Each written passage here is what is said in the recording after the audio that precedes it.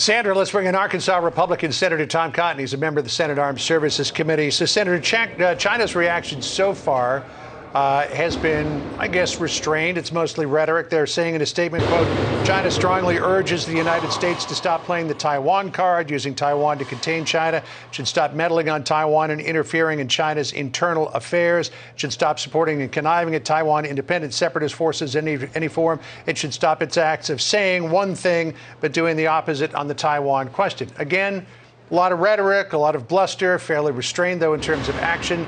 Do you expect that will last? John, that's fairly typical rhetoric for the Chinese communists about Taiwan. I've traveled to Taiwan before. I've gone with large groups of senators. I've gone on the exact same kind of plane that Nancy Pelosi landed today. You hear the same kind of bluster, the same kind of threats, the same kind of rhetoric. The difference here is that Joe Biden elevated this to DEFCON 1 last month. He should have never leaked it to the public that Nancy Pelosi was going to go to Taiwan to try to pressure her not to go. He shouldn't have said the military didn't want her to go. The administration should not have pressured her not to go. It is completely normal and within 40 years of customs and practice of our relationship with Taiwan for members of Congress to travel to Taiwan, whether it's the Speaker of the House or a backbench first-term congressman. We cannot allow the Chinese communists to dictate where American citizens can travel and what we can do around the world, especially our elected leaders. So it looks like, judging by China's response, it's likely that nothing will happen in the next 24 hours or so while the speaker is on the ground there, but something could happen afterwards. They're talking about these live fire exercises. What posture should the Biden administration take toward China on Taiwan when Speaker Pelosi departs? John, I do expect that the Chinese communists will take more aggressive action towards Taiwan because they have been taking aggressive action towards Taiwan.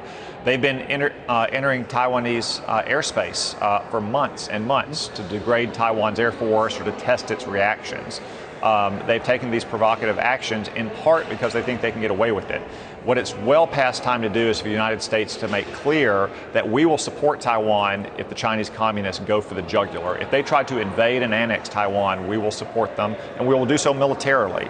The reason we do that is not because we want to have a war. The reason to do that up front is because it takes strength and resolution and clarity to prevent a war from happening in the first place.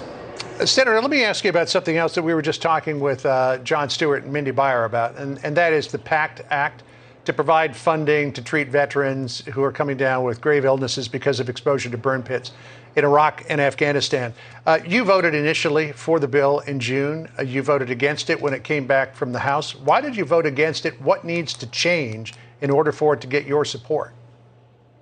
Well, John, the vote last week was not on the bill itself. It was whether or not we wanted to end debate or have amendments. So I voted for it in June because it's a good bill, and we need to take care of these veterans who have been exposed to these toxic substances. Right now, Senator Pat Toomey has an amendment that, in my opinion, would make it even better bill. I hope that we get to vote on it. We may be able to do that as soon as today, in addition to a couple other amendments, and then we'll pass this bill. Because I still support it. I still think that we need to take care of our veterans. I just think that we can take steps to even improve this bill even more and to make sure that we're not using the Department of Veterans Affairs in the future to try to increase spending on other unrelated matters. So apparently Schumer says that the vote is going to be at 5 o'clock this afternoon. But let me just get you to drill down on what you just said there. If you vote on the amendments, the Toomey amendment, and the Toomey amendment doesn't pass, will you still vote for the bill? Yes, I will. I voted for it in June. I thought it was a good bill then. I think it would be an even better bill with the Toomey amendment. But if the Toomey amendment fails, I will still vote on passage of this bill as I did in June. I think the vast majority of Republicans will do so as well. Yeah, this idea of discretionary versus mandatory spending and creating a hole in the VA budget that could be filled with something else. We had Jon Stewart on a few minutes ago. I don't know if you heard him or not. He says that just doesn't really exist. I mean, I did see a CBO score where $396 billion in discretionary spending disappears. Ostensibly, I guess it would become mandatory. But his contention is that this is not an issue. So why did it become an issue?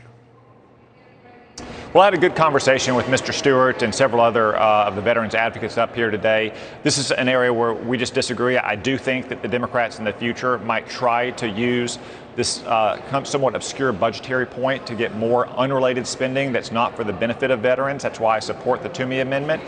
But I think that would make a good bill even better. But I will still support the good bill that we voted on in June, even if the amendment doesn't pass later today.